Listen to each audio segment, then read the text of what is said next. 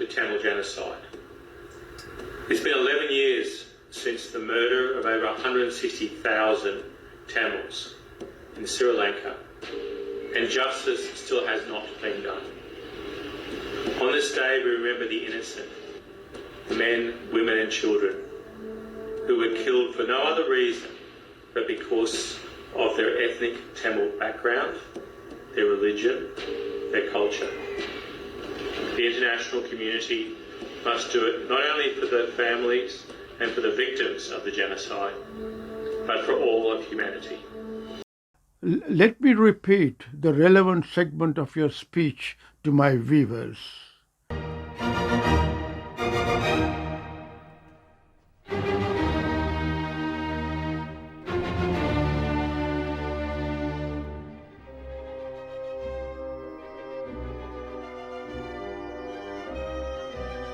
Hello, Honorable Mr. MP. What stimulated you to make such a false, baseless speech about the terrorist movement in Sri Lanka that happened years back when facts of the situation were quite contrary?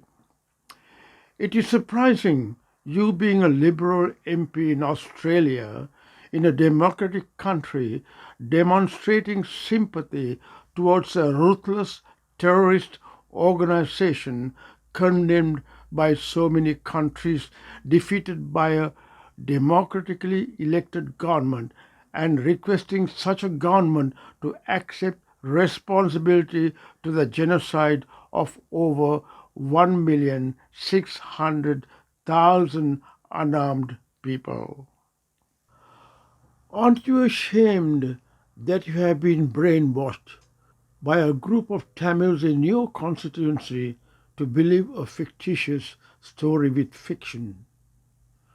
Let me take you into this remote area in the northeast of the island called Mullaitivu, where the final stages of the battle occurred, a fishing village mainly of the Tamil people.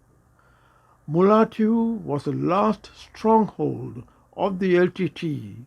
They had no other place to go but settle down in this mosquito-infested marshy land. On January 25th, 2009, the troops entered the town of Mullaitivu and consolidated their positions. At the climax of the battle in April 2009, leaflets were dropped by the Sri Lankan Air Force over Mullaitivu, urging civilians to come to government-controlled safe zone. Most of the people in the town of Mullaitivu fled, and the base expanded over years to incorporate the entire town. Before the Mullaitivu battle, public offices were closed and government employees were moved out. A safe no-war zone was declared for the people living in the villages.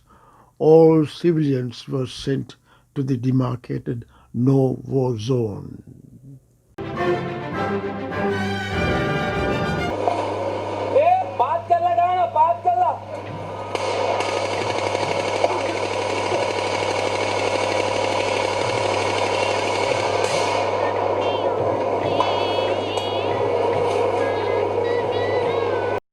LTTE soldiers started infiltrating into the no-war zone.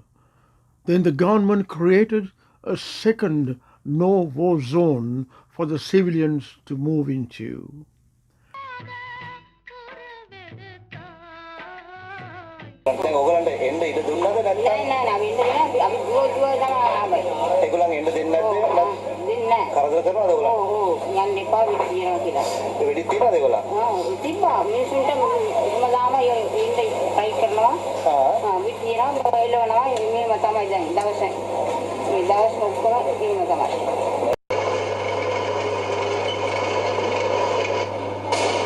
Heavy fighting went on, and with the fall of Mullaitivu, the LTTE lost approximately 95% of the land.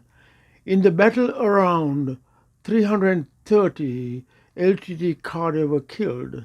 The army lost around 1,200 personnel, while the navy lost a small contingent, 80 civilians and 50 police officers stationed at the base were also killed.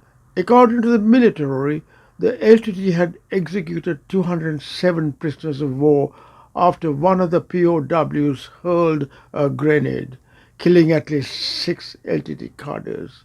The LTT lost around 330 cadre in total. As a tactic, the LTT soldiers started moving into the Novo zone. This is a stage due to heavy fighting. Approximately 8,000 civilians got killed. Many of the armed forces also got killed. Many LTT cadre who infiltrated into the Novo zone also got killed. Then the remaining LTTE cadre came out from nowhere with white flags. Then the soldiers came to know that there were suicide bombers among them. Orders came from Colombo to shoot the whole lot. On May 18th, the army announced that the Tiger leader Velupule Prabhakaran had been killed, along with 250 others. There were fireworks in Colombo after the announcement of the victory. In an address to Parliament on 19th May, Rajapaksa declared a national holiday. He said, "We have liberated the whole country from LTT terrorism.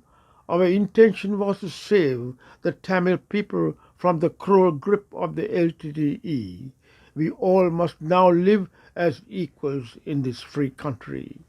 Now, Mr. MP, this is a documented story, and you got entangled with the Tamils in your constituency, and they brainwashed you and used you for their resurgence of the terrorist movement. Let me reiterate that about 8,000 civilians did get killed after the LTT cadre infiltrated among the civilians in the no-war zone. So the figure of 1,600,000 civilians being killed you were briefed by the Tamil Congress is wrong. Today, all Sri Lankans may be Sinhalese, Tamils, Muslims or Burghers all over the world live a peaceful, harmonious life. Please do not disrupt that unified, peaceful friendship. Thank you. Bye for now.